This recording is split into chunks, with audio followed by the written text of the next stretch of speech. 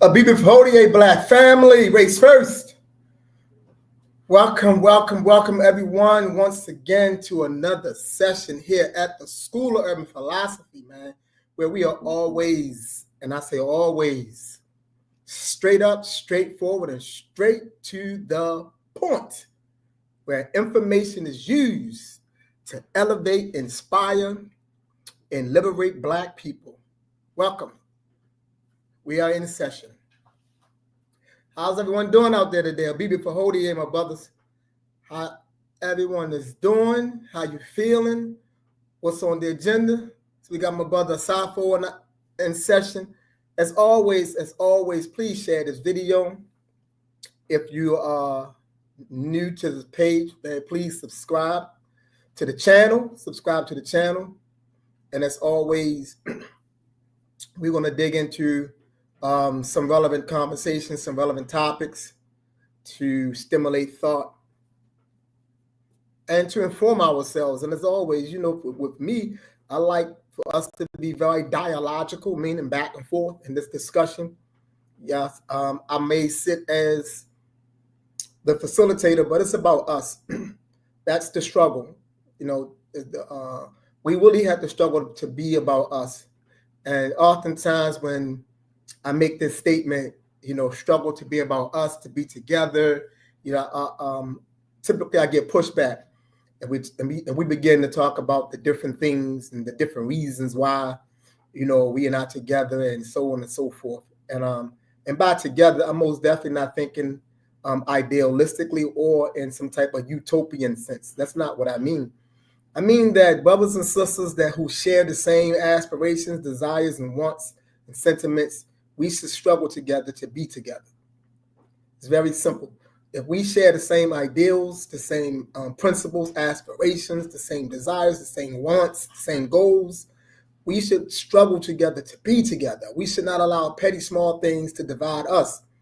Am I envisioning some type of 100% Black unity? No, I'm not envisioning that, because I know that's not going to happen. That's not what I'm thinking of, a 100% Black unity. But there are groups of us, there are pockets of us, man, who think alike, who feel the same things, who have the same aspirations and desires and goals and ideological perspectives. Then we should be willing to strive together, man, to forge unbreakable bonds and solid unity, operational unity. So that's what I mean for those of you who are uncertain by what I mean. We talk about, the greatness of Black people in terms of our African genius.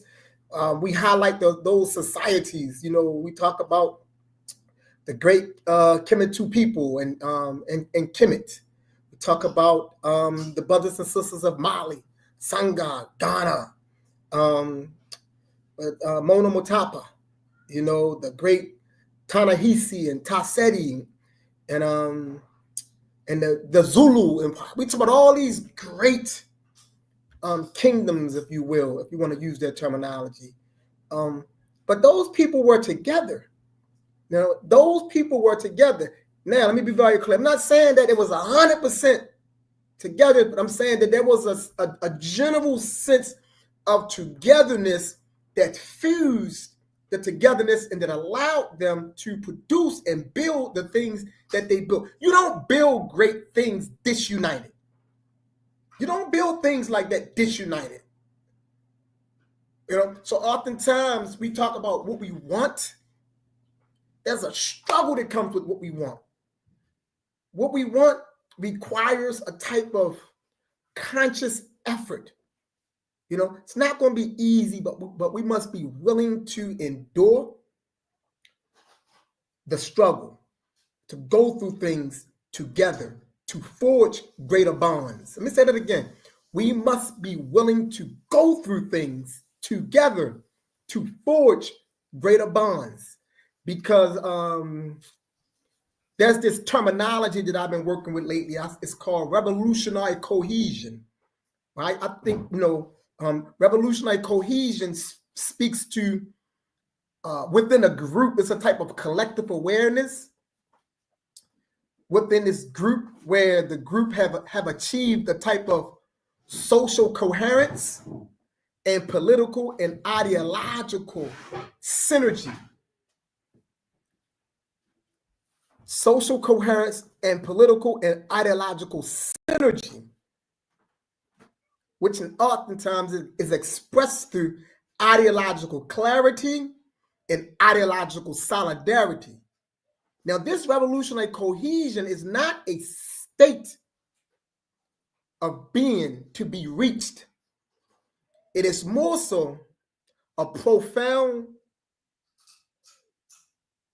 processual process and way of being. It's a processual way of being, but it's profound because within that profoundness, you have emotional intimacy within the group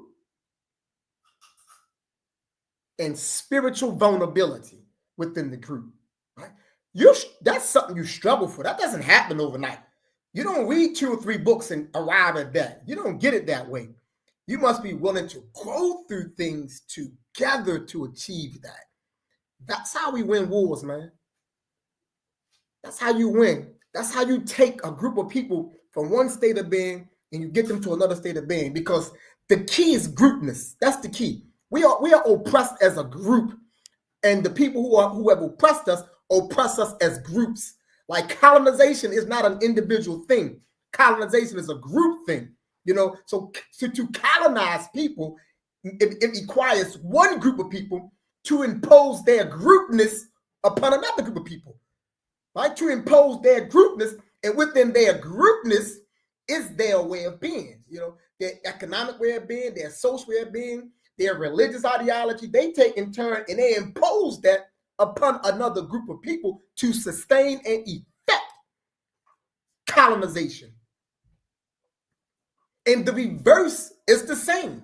Like, to reverse it, to dismantle it, requires a group effort. One person can't do it. One person have never in human history liberated a group of people. Now, one person can be a catalyst. Yes. One person can be a motivator. One person can be a great and a dynamic leader. But leaders are only as good as the people that are surrounding them. What makes a great general? Yes, the great general has creativity, has tactics and strategies, yes. But the general can't fight the war by himself or herself. It requires the people. And the people must believe in that general. It must be a type of bondedness. It must be a type of solidarity that they have with that general, to the degree that they are willing to do what? To execute the tactics and strategies that's laid out by the general. There has to be some type of connectivity that's happening. And connectivity happens through struggle. It is forged. You can't wish it into existence. You cannot hope it into existence. You can't idealistically call it into existence. You must be willing to what? Put your feet in the dirt together and walk together through something to build it. That's where we're at. So when we talk about the African genius and the African greatness, let's not forget nor leave out of that conversation the group dynamic, because oftentimes that's left out the conversation. We talk about Africa in a very sensational, romantic way, not realistically. Like, it's all sensationalized and romanticized and hyper and super perfected. Now granted, we are the greatest things that ever stood in this world. I take that to my grave, you know what I'm saying? So I feel blessed to having been born a Black man. I think nothing surpasses us. I do believe that. Nothing surpasses us. Nothing compares to us. Nothing can touch us. I am firmly convicted, you know what I'm saying, in the knowledge and the awareness of the beauty and the greatness and the grandness and the superiority of the Black man and the Black woman. No doubt. But I don't approach that understanding idealistically, romantically, nor sensational. I understand me in relation to the world in a very practical and in a very realistic way. There is no African genius in relation to what have been built without African people. So African genius is never an individual thing. It is a collective thing. It's something that people share together. There is no Shaka Zulu without the people that rallied around Shaka Zulu. Was he a great general? Yes, no doubt. He was phenomenal in the things that he was able to do, starting out. Yes, he were. And all the rest of the ones we can name, Nzinga, you name them. Ya Asantewa, you know what I'm saying? You just name them, man. They was all great personalities, but those personalities required people, man. And I think that's what's missing, because I'm not gonna say I'm saying that we have been so inundated in this American society around white people that we have lost the awareness of the dynamism of the group, man. For us, the group is inconsequential. That's how we think about it. Man, I feel better being by myself. Everybody's so bent on being by themselves because they've been scarred, because they've been burnt, because they've been hurt. So we're so bent on being by ourselves, not realizing that nothing, and you can quote me, and you can go out and do the research. If you don't believe me, nothing natural and real is by itself. Nothing natural and real is by itself. The thing that's separate and detached in the world is the anomaly. That's the thing that's out of sync with naturalness.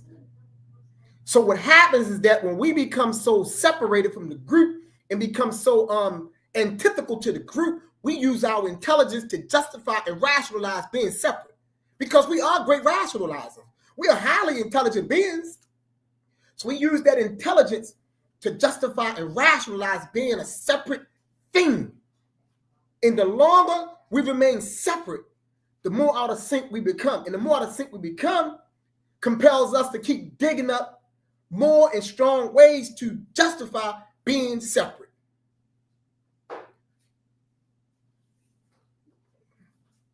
What do I mean? Because many times we can hear things and hear something what we want to hear. So we're going to say, well, no, I disagree, Bob. I think, man, people do need to be, we do need personal time. I never said you don't need personal time. But people they're going to think that's what I'm saying. I'm not saying you don't need personal time. You know what I'm saying? Personal time is okay. I am saying that the separated thing, the isolated thing, the disconnected thing in nature is unnatural. That's what I'm saying. And I'm saying that when a Black person, adopts a mentality that he or she is going to be separate, detached, and disconnected from a group. I'm not saying you got to belong. I'm not saying you got to be a member. I'm not saying any of that. But I'm saying that there has to be group relations, because the group is who we are. The group is who we are. So I'm saying the thing that's disconnected, the thing that's detached, the thing that's separated is an unnatural thing. And I understand why we want to be separated. I understand why you want to be disconnected, because you've been hurt. We've been hurt. We've been betrayed. And we want to seek ways to protect ourselves from what? Re-experiencing betrayal. Re-experiencing being hurt. Right? We don't want to experience that anymore. So to us, the best route to protect self from that is to be disconnected. I beg to differ. I've been hurt. I've been hurt in a very tremendous way. I've been hurt by people who I grew up with, people who I walked the streets with, people who I ran around with, who at some point in their life decided to say, you know what, let's just take his life, And yes, they attempted to do so. Them saying they emptied bullets in my body. So yes, today I could walk around and say, man, I don't trust nobody because those individuals close to me, man, and they tried to kill me. But nah, I'm not scarred by that. I'm not a fool, but I'm not scarred by that. I didn't allow that to keep me from building with strong Black people.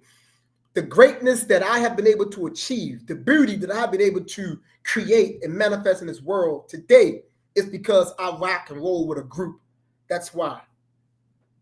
I know that whoever I am and whatever I become, it's only because of the people that surround me. It's only because the people that I have been able to connect to in a very realistic, profound way. It's only because of that. It's only because of that type of understanding, that type of awareness, that I've been able to walk this path since 1993. And we're in 2025. What that is, 32 years? It's a very long time to be doing this type of work right here, because we're not easy people to do this work with. You know, we push back. We quit on you. We abandon you. You know, we talk about you behind your back. We side with another person against you. We do all of that. And I've experienced all of that.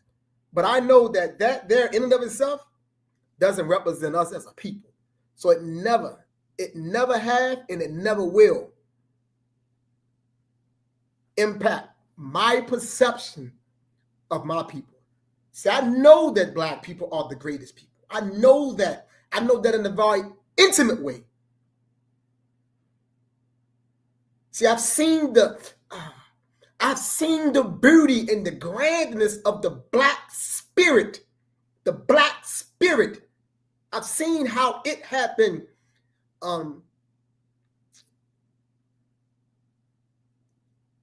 able to withstand and endure the greatest of human atrocities, the Black spirit. It had been confronted with pounds on top of pounds of pressure, socio-political, economic, and cultural pressure in an effort to crush the Black spirit. But what happened in the midst of that? The Black spirit got stronger. Every attempt to crush the Black spirit gets stronger. It's like the cartoon character, the Incredible Hulk. The more it sustains anger, the stronger it gets. That's the Black spirit, you know what I'm saying? The more pressure you put upon it to destroy it, the stronger it gets, because it is truly indestructible. You can't destroy the Black spirit. You can taint it. You can mar it. Yes, you can do a lot of that to that spirit, but that Black spirit is there. And that Black spirit can be mended. It can be healed. But yes, it requires everything that you got. Once that spirit has been tainted, once it has been marred and scarred and defamed, it requires everything in you to remend that spirit. And one of the most dynamic things one can do to remend his or her spirit is to remember. It's to remember who he or she is at the ancestral and spirit level. It's that knowledge, it's that awareness that provides you with what's necessary to mend the spirit. Because the Black spirit is it.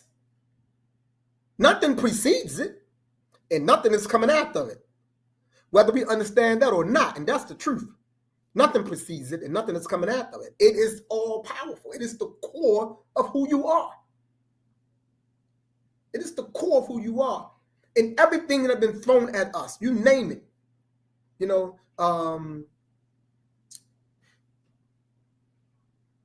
the invasions of Mother Africa, you know, the slaughters that took place on the continent, the extraction in Mother Africa. And not just I'm not even talking about those of us who was extracted and brought here on this side of the world, across the Atlantic, the extractions that took us out of Africa and took us across the Mediterranean Sea, that took us across the Indian Ocean, across the Red Sea, because we was extracted and we was taken all out the continent.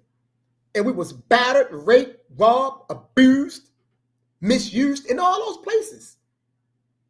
In all of those places. On the continent, yes. But look, today. Look at us today. Look at what we've been able to do as a people. And yes, we still, tend to focus a lot on some of the mishaps and things of that nature. Yes, any people that's striving to build themselves up, develop themselves to move forward, you're going to make some mistakes. You can make a lot of mistakes sometimes. You're going to go through a whole lot, but there is nothing like who we are. So I want us to keep out front how important the group is. I want us to keep that out front, and not just the group in the sense that we abandon familyhood, because family is a part of group, but you got to build family. See, family is not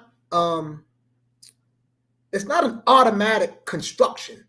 And oftentimes we think it's an automatic construction. We think that's because everybody's born from the same womb that they're going to automatically just move the story. Like the mother and the father have a major responsibility to ensure that every child that comes through the womb understands his or her natural relationship to one another and understand responsibilities. Because oftentimes we leave that out. We don't rear our children to understand their obligations and responsibilities to the family. Because we don't oftentimes, in most families, we don't have a philosophy in the family. We don't have an ideology in the family.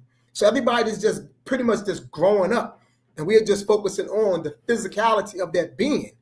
That's insufficient, right? The family must be strong. When we build strong families, those strong families begin to unify or cooperate together, then you can begin to build strong communities. When we talk about the breakdown of the Black community today in some of these urban cities, the breakdown of the Black community can directly be correlated with the breakdown of the Black family. It can be directly correlated with the breakdown of the Black family. If you go back and look in history, just go back every 10 years and keep going back for 100 years. If you went back to 1925 and you looked at Black communities, you will see the communities were tight-knit. You will see that, right? And then another thing you're going to notice in those tight-knit communities, you're going to see tight-knit families. In those Black families on those blocks that they may have lived on in those inner cities, they knew each other. And in some instances, some of those working people on those blocks, they had the basic jobs. Some of them were teachers, were male men or male women and stuff like that, but everybody knew who they were. The sanitation people, everybody knew who they were. It wasn't so fragmented. So that family unit was tight. And because that family unit was tight, we had a tight community in a sense. And because we had a tight community, we knew one another. That allowed us to move forward. So as we began to make advances, whether we recognize it or not, in those quote unquote, what they defined as being segregated communities, they wasn't necessarily segregated in the sense with how we may think about it.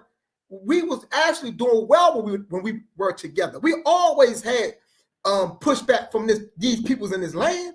That's not going to change. That's not going to change. But these people, they are who they are. They're very conflictual, very violent, very destructive, very volatile. That's who they are. Their history tells us that. I'm not saying anything against them. I'm telling you the truth about who they are. Historically, this is what they have been. And they are, in fact, their history. So nothing is changing about who they are. But when we fail to remember who we are, it becomes problematic. So yes, the community, which is groupness, the family, which is groupness, is based in that. And so if we understand it that way, and we talk about building organizations, we got to understand that these organizational structures that we're building in this time period should be, in my opinion, based on a family model. The organization should be a family. And we should strive to build it as such. Not just a collection of people who come together momentarily to carry out certain tasks or events or activities, and then everybody disperse and go back where they're going to go back to. No, we should understand that in addition to these functions and activities and events and functions that we're doing together, we should also be putting in that time to build tight-knit bonds together. The children in these organizations should know the leaders, the adults in these organizations, and these adults in these organizations should know the children. And it should be built that way. And it should be an internal respect that's cultivated between the older and the youngest. And we should be doing it together, right? Groupness got to be a part of what we do. We cannot, well, I'm not going to say we cannot, because we doing what we're doing as a people. So my analysis is just based on my experiences. Based on my experiences, and it's based on what I've been able to research collectively in my studies over the last 30 years. And you come to certain realizations when you're able to look at situations and look at circumstances. When you're able to do that, things tend to become kind of clear for you. So that's what we got to keep in mind, how we're going to work as a people. So when I come on, when those of you who join me here at this channel, the School of Urban Philosophy, this is about building. We come here to build. I would hope no one is coming here to be entertained. We can't approach this thing with entertainment. We got to approach this thing, as serious work. The information that I am conveying through this particular channel is information that can be utilized. And I would want you to utilize that information as we're going forward. Utilize it to assess some of these situations that we are confronted with in this particular society. 2025 and beyond, some tough times. And that's not to imply that we have not come through some tough times. Yes, we have come through tough times. I am more so saying, like, it's a unique opportunity. It's a very unique opportunity for us to really get together and move and do some things as a people. But to do this, we got to be courageous. We got to be very courageous enough to challenge ourselves, to challenge those fears that we have of being in close proximity to one another, of building with one another. We got to challenge those fears. I'm gonna shoot out there a few suggestions that I think that one can use to help you become more able to deal with and rock with, groups of people and build with groups of people. I think one of the best things you can do is be 100% true to yourself. And because oftentimes we look at bad situations and we tend to make ourselves out to be innocent and blameless. Person could probably had 100 bad situations, and they never see how they have played a part in any of them. And I think that's a mistake. I think that's a mistake. You have to be able to see, you have to be able to see your role, even if that role is mistakes that you've made. You have to be able to learn from those mistakes. But I don't think it's ever healthy to develop the mentality that one doesn't have any responsibility to the failure and the breakdown of relationships that one have been in over a series of period of time, right? If we're unwilling to truly assess ourselves, then we don't grow. And oftentimes, that's what I've noticed when I talk to people that's loners.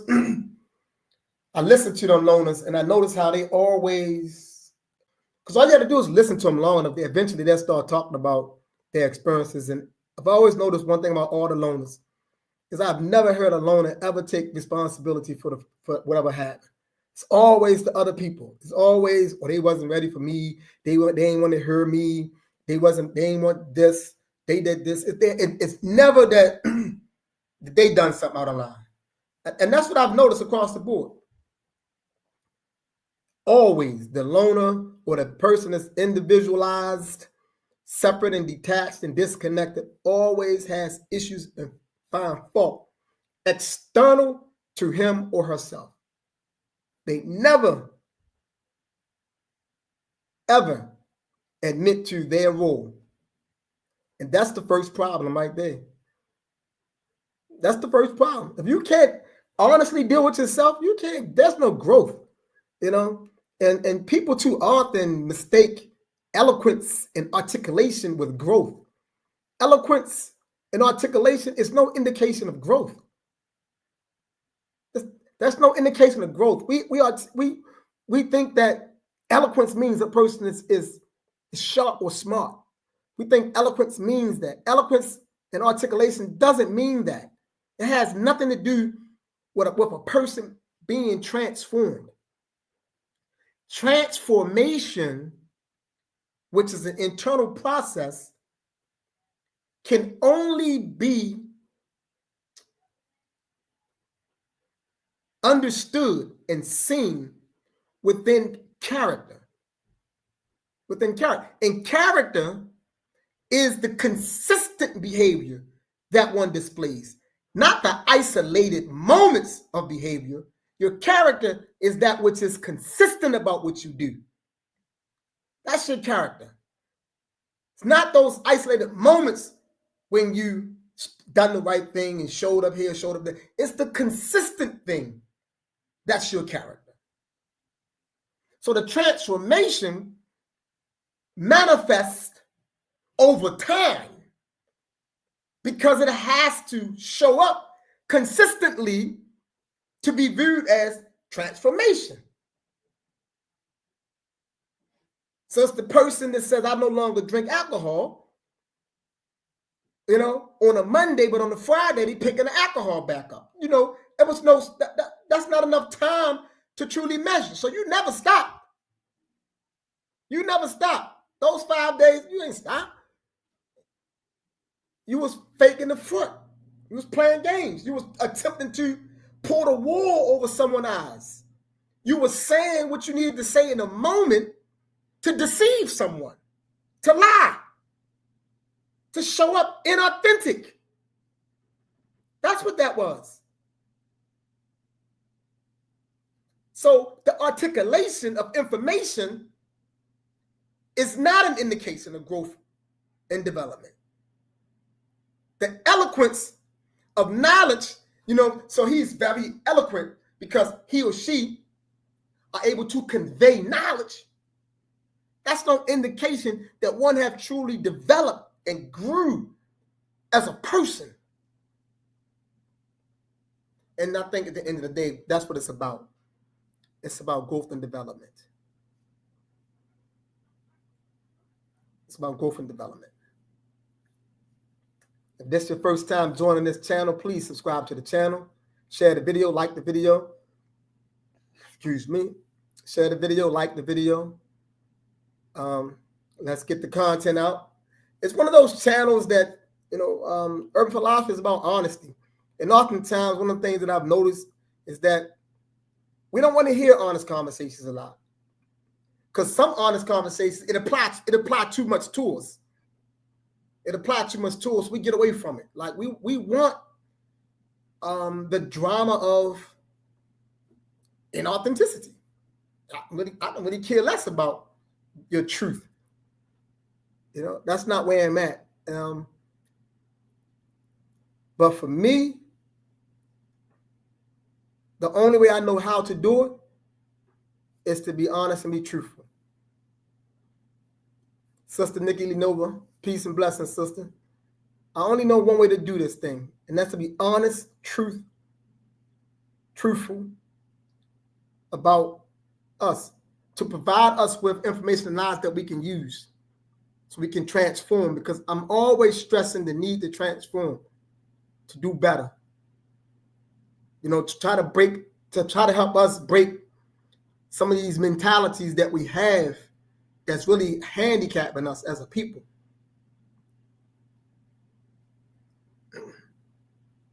We gotta do better.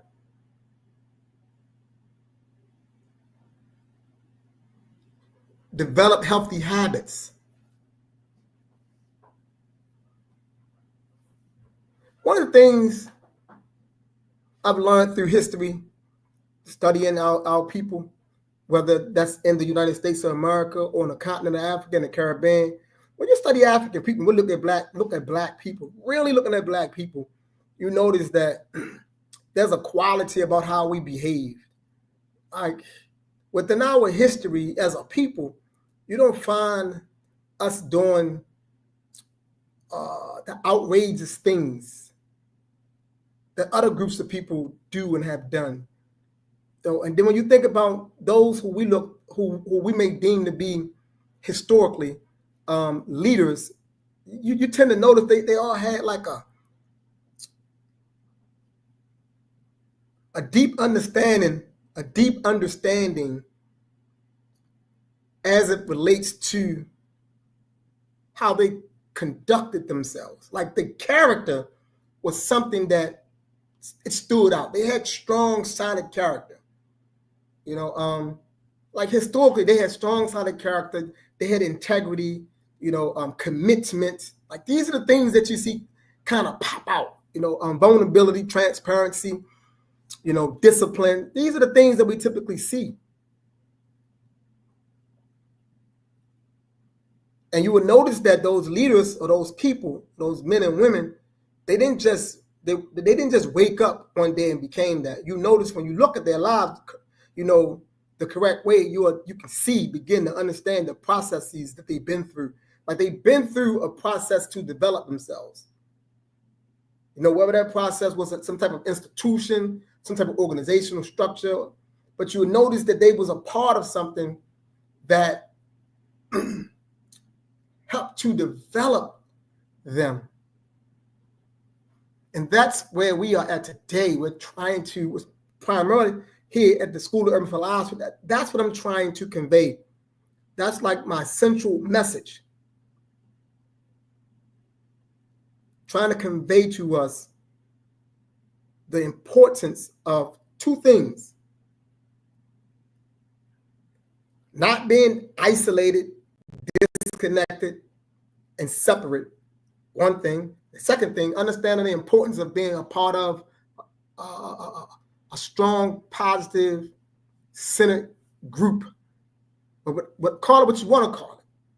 But you gotta be a part of something that helps to further structure and develop you.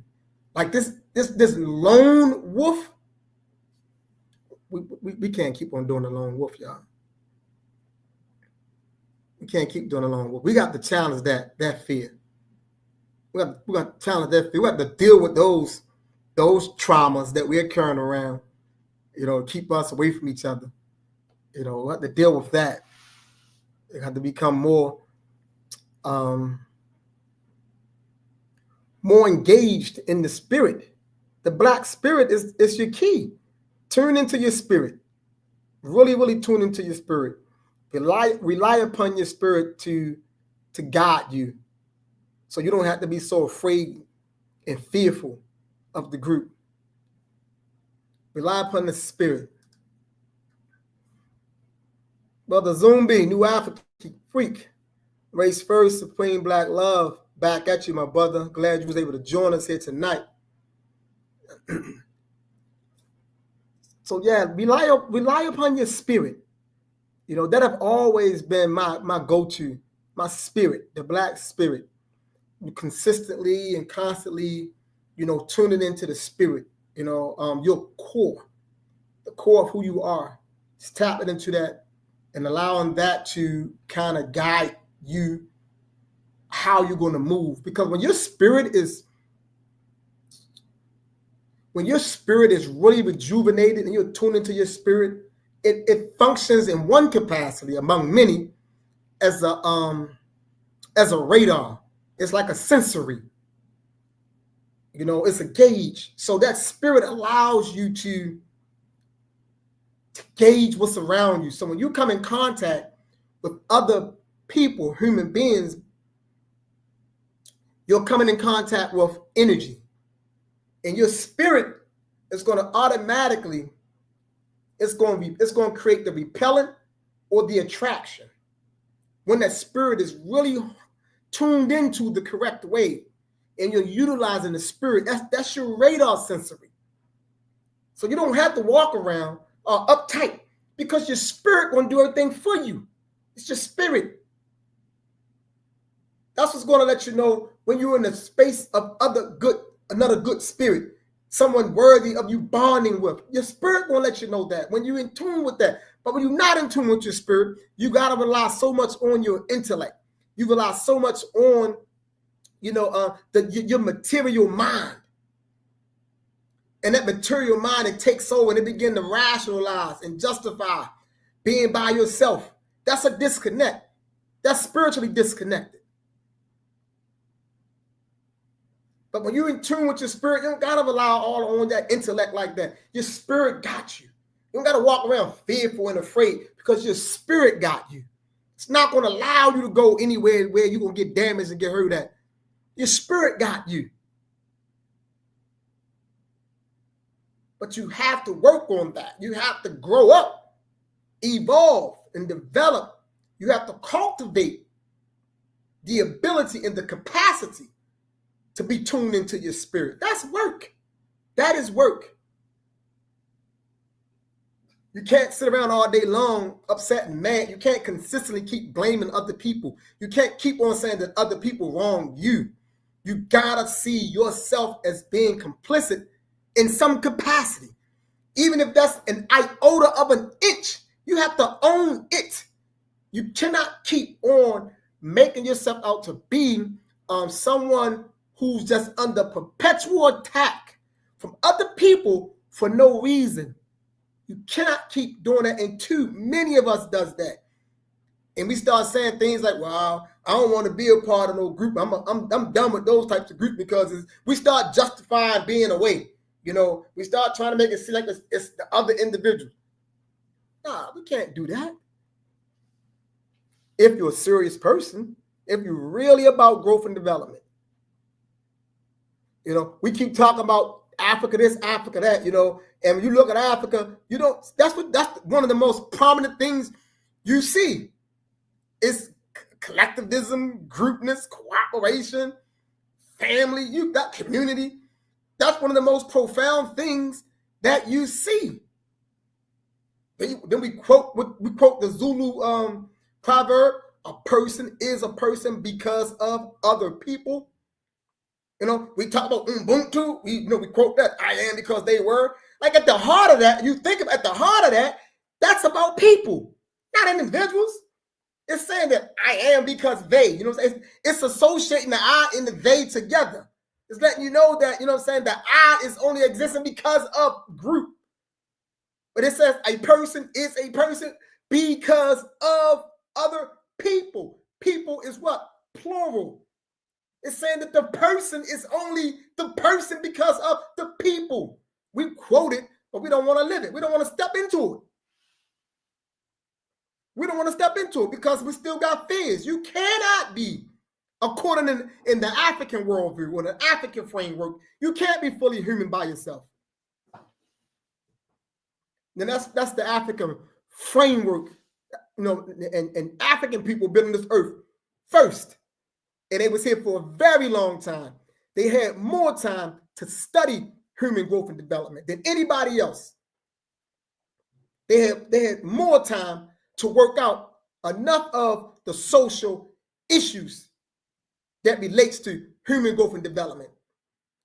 They had more time than any other group of people in human history to develop spiritual concepts and precepts, spiritual systems.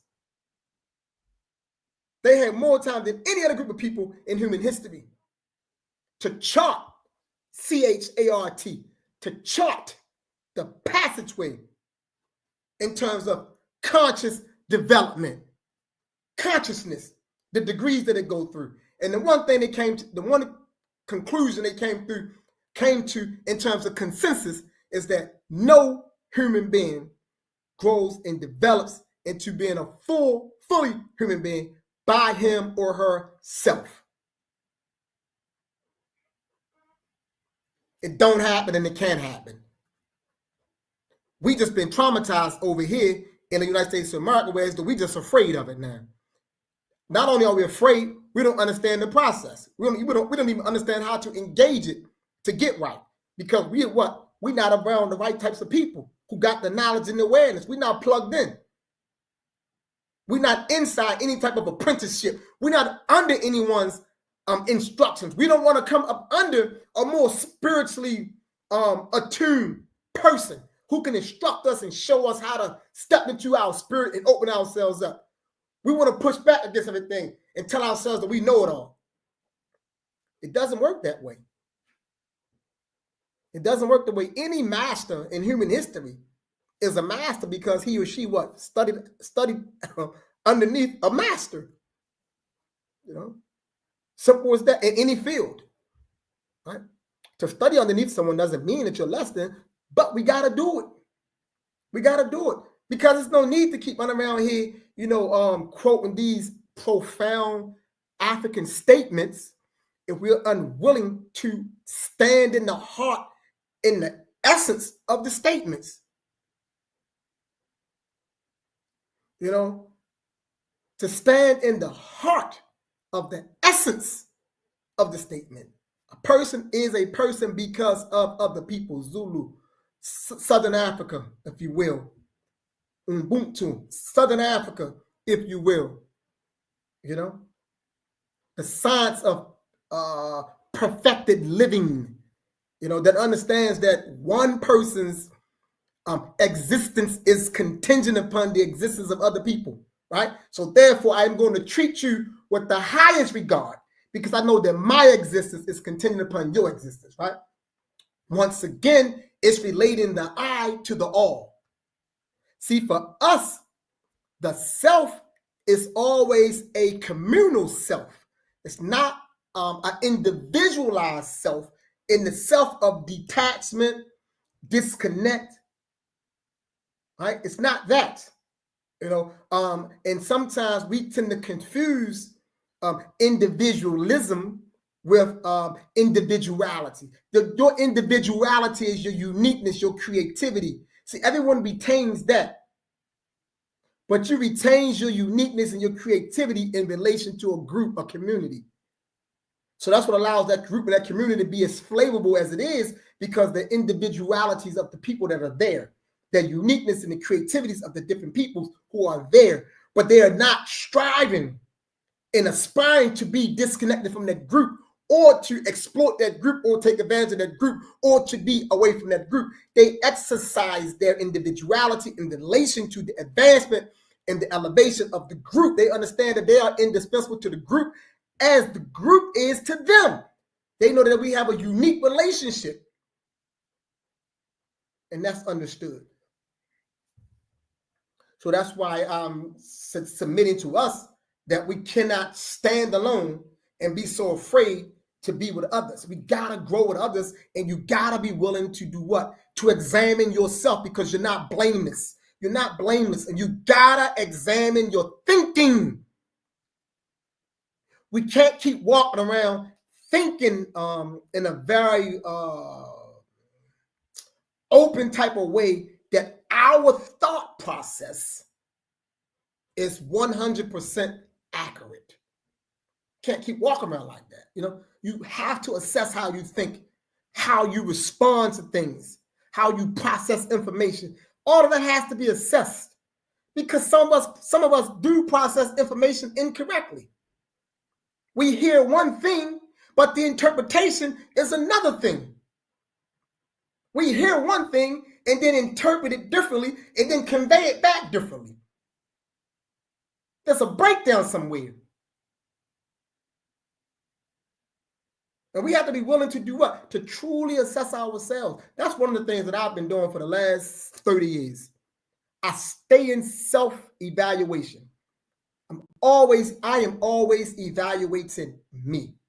I have no competitors outside myself. I have none. I'm not in competition with another black man or black woman. I don't even worry about any other races of people. They're not even in my equation.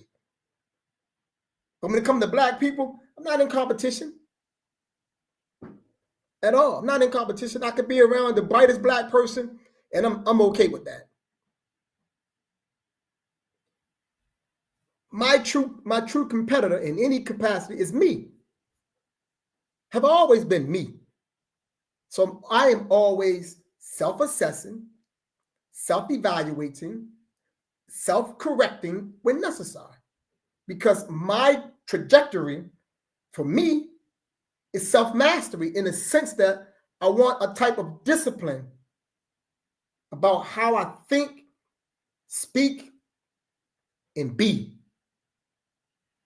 So that's what I'm striving for. That requires working on me every single day.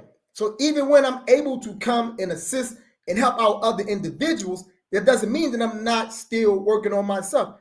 I am perpetually working on me. And I keep me in the center of all equations in the sense that I am examining me first and foremost.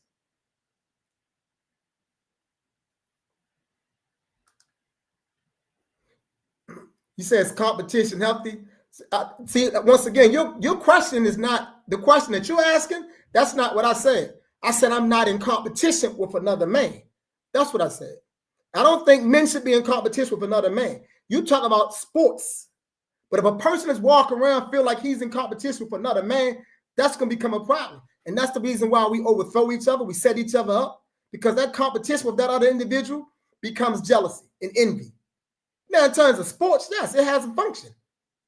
You know, in terms of combat sport, it has a function, yes, but I wasn't speaking about that. So I think it's very important that we really pay attention to the context that statements are made in. Because oftentimes we get off, we take things out of the context. Right? There is no understanding outside of context. So we got to be very clear about the context. When I say I'm not in competition with another man, I am not.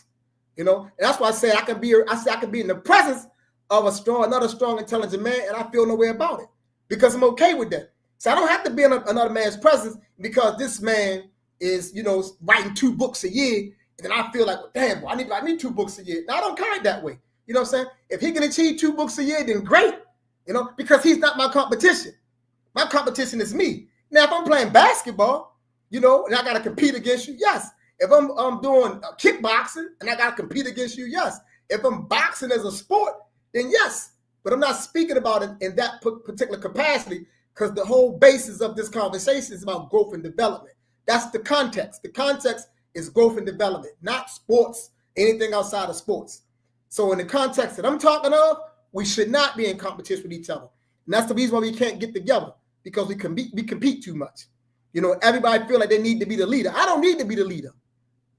You know, if you're competent, you're smart, you're sharp, you're grounded, you got strategy, you got tactics, and you can lead, then take the lead. Because I know leadership is not a privilege.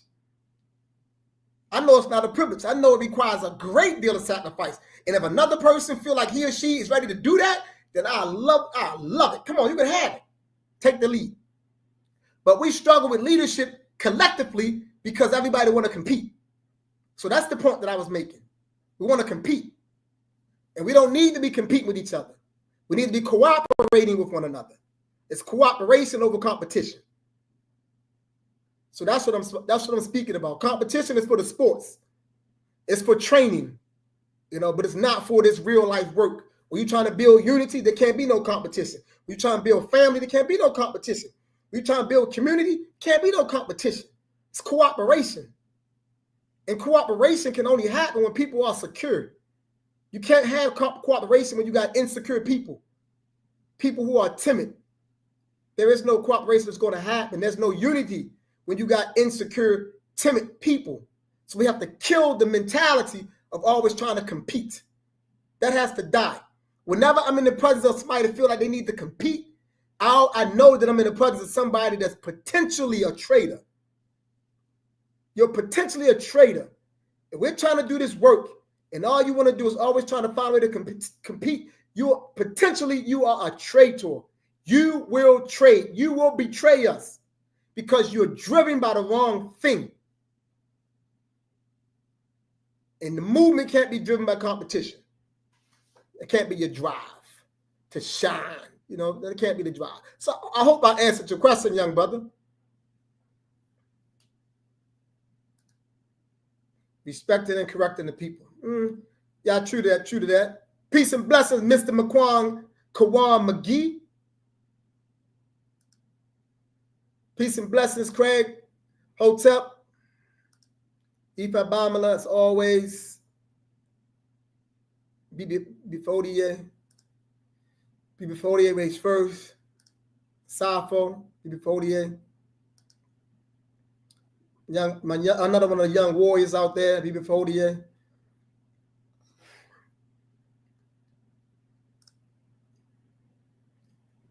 much love, young brother Cody.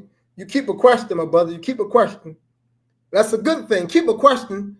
But what I would add to your ability to ask your questions, because questions serves many functions, but one of the functions, questions facilitate understanding. And that's what we are looking for. We're always searching for understanding. So in that regard, it's good. But questions is also an art. There's an art to how we ask questions, because sometimes we can get in the habit of asking questions and we can ask all the wrong questions and get all the wrong answers, right? So questions does facilitate understanding, but questions are also an art. We have to learn how to ask the right questions.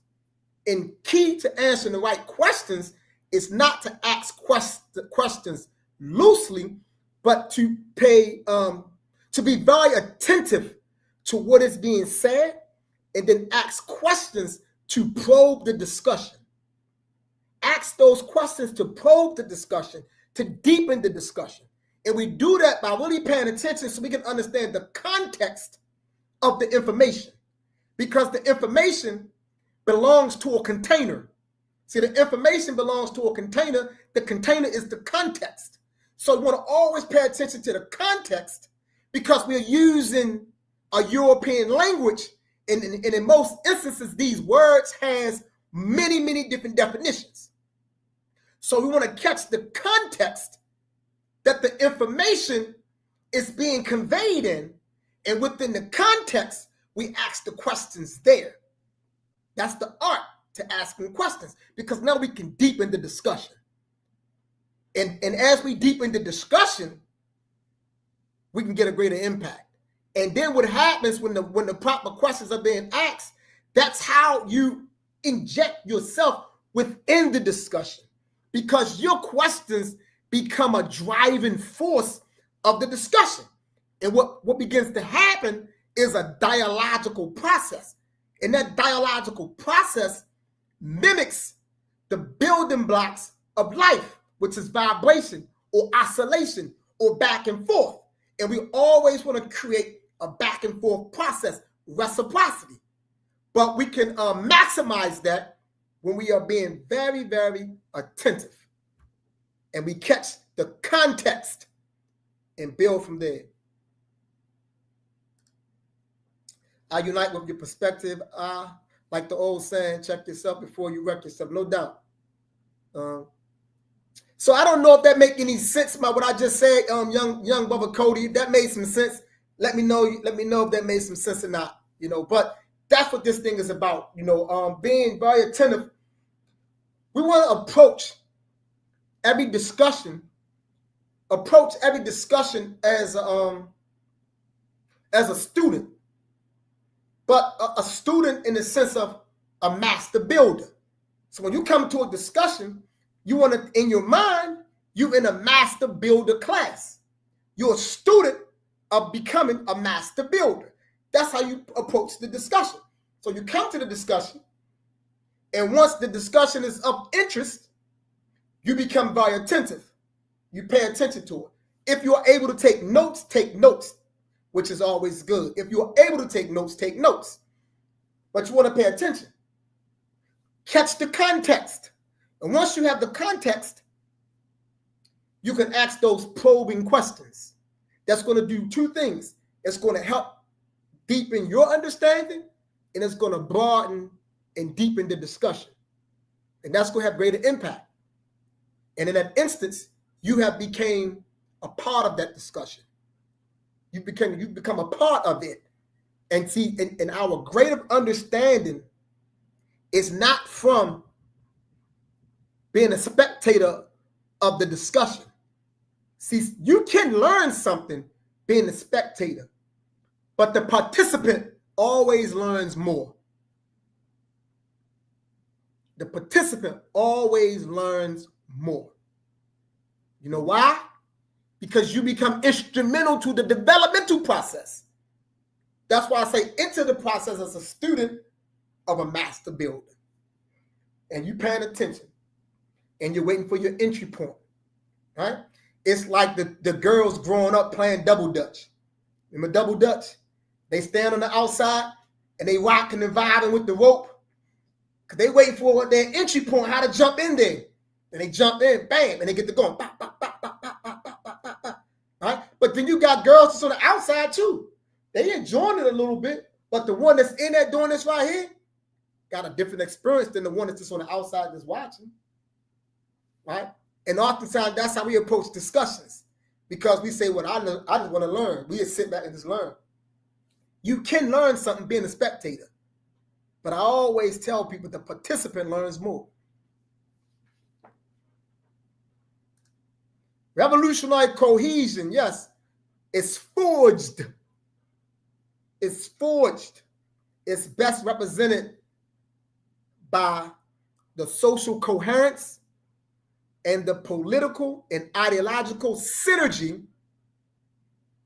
of its members, which is expressed through ideological clarity and ideological solidarity, which requires emotional intimacy and spiritual vulnerability.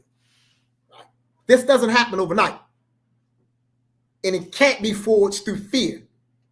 Right? You have to be courageous to dive in there with the people or the persons that you say you're going to walk this revolutionary path with. You got to dive in there. Wow, whoo! Times go too fast, my brothers, go too fast, but I can't stay past an hour. You know, I'm a family man, I got a wife, so I can only do an hour, and that hour will have run its course for this session. Hopefully, we all have learned something here tonight. I know I have. I always learn when I'm with you guys. Hopefully, I am fulfilling my duty and not misusing anyone's time by coming here and not, helping to deepen and broaden one's understanding and one's knowledge. Hopefully, I am fulfilling that. I always ask the ancestors to provide me with the capacity to fulfill and come through. And having said that, much appreciated, my sister. I appreciate that. It's always needed. I always need to know that I'm coming through. Never want to feel like I'm not fulfilling what I'm tasked with to do. And I know that I'm tasked to do what I do. So it's always a blessing to be here. I look forward to it. See all of you guys next week. And as always, share the video, like the video, subscribe to the channel. But let's try to get people up in here. Let's get them involved in this discussion, right? This content. It is really, really transformative content. We're getting lessons here. Lessons that can transform and we can take and move forward in life. That's what it's about. So I'm not going to hold us any longer. As always, see you here again next Thursday, 9 p.m. here at the School of Urban Philosophy, where it's always straight up, straightforward, and straight to the point. With that said, be before the end, race first.